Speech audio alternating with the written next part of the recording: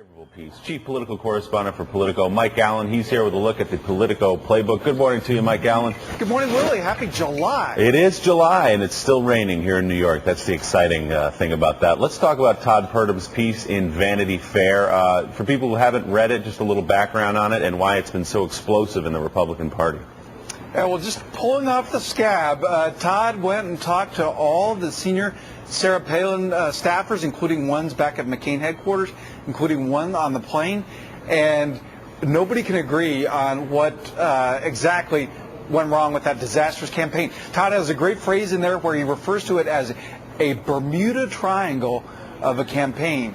After that came out, Bill Kristol went online and accused Steve Schmidt, the top advisor to the campaign, of being the leak to the story. Of course he was. Everybody was a leak to the story. Everybody talked to Todd, as you can well tell.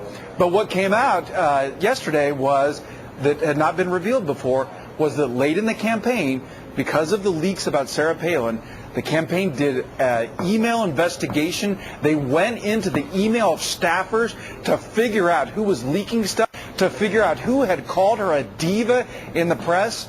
And they went on to fire one of those staffers. Steve Schmidt said that the accusations against her were consuming the 24-hour news cycle.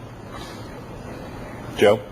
Oh, no, it's fascinating story. And, if you look, Mike, at the article, Todd Purdum's article, not a positive portrayal top to bottom, but Sarah Palin is still the one person that can go into a room and really energize the Republican base, the conservative base. What's her future?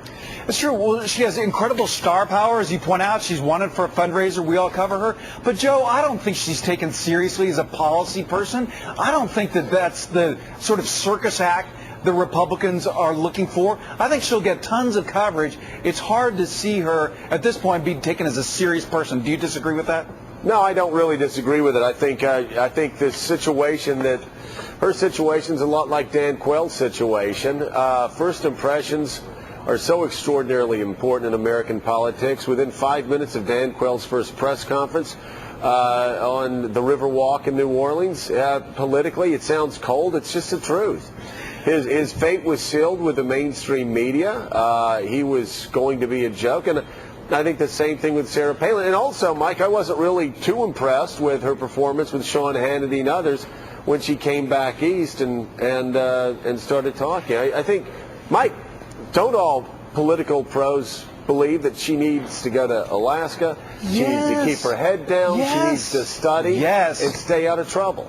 I know that she was advised after the campaign to disappear, to study, to learn foreign policy, learn economics, learn some of these issues, and come back in 2 years when she was ready. She didn't do it. Instead, she did a series of stupid interviews that just dug her deeper. But we have to add the caveat. Everybody wants her for a fundraiser. Websites will continue to write about her because putting her picture up gets incredible clicks. She's box office for both politicians, websites, TV stations. So that's why we'll continue to see her. But she's just not getting good advice. She does not have a single advisor who knows what's up, who can put her on a path to becoming a serious person 3 years from now.